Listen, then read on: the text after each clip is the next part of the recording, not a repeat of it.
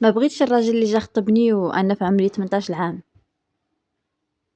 ودرت السبة بالقراية كيف كيديروا قاع البنات، ولكن في الداخل ديالي كنت باغاك نتا.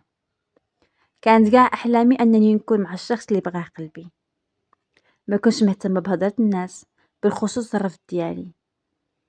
داكشي كامل كنت باغا نتا اللي يدق بابنا.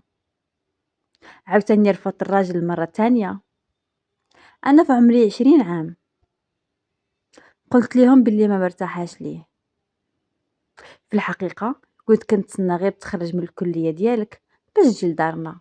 مشات ليام ورفضت أي واحد دق بابنا.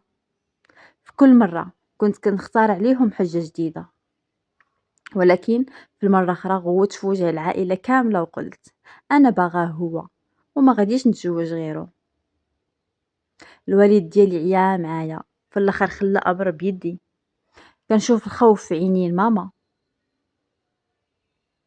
كانت خايفة أنه دوز ليا وما نتزوجش نبقى بايرة ليهم. كنت كنحس بالضعف ديال الوالد ديالي قدامي، والرغبة ديالو باش يشوفني عروسة. خبيت هادشي في قلبي وأنا كنتسناك. اليوم أنا عندي 30 عام، تفارقنا وكل واحد فينا شد طريق. كنتفكر بزاف داك النهار ملي قلت ليك جي خطبني وما بغيتيش، وقلتي بكل بساطة راك ما باغيش تزوج دابا. ملي سولتك على السبب جاوبتيني بلي ما تصلحش ليا.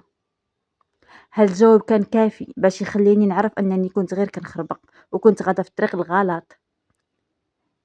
انسحبت وكان وجع الدنيا في قلبي. واليوم انت كتعقد زواجك مع واحده اخرى، وانا مازال كنعيش في حضن الوالده ديالي وكنبكي حيت توحشتك. كلشي كيتغفر الا الخيانه. تفكر مزيان هاد الكلام، ربما غادي تحتاجو شي نهار.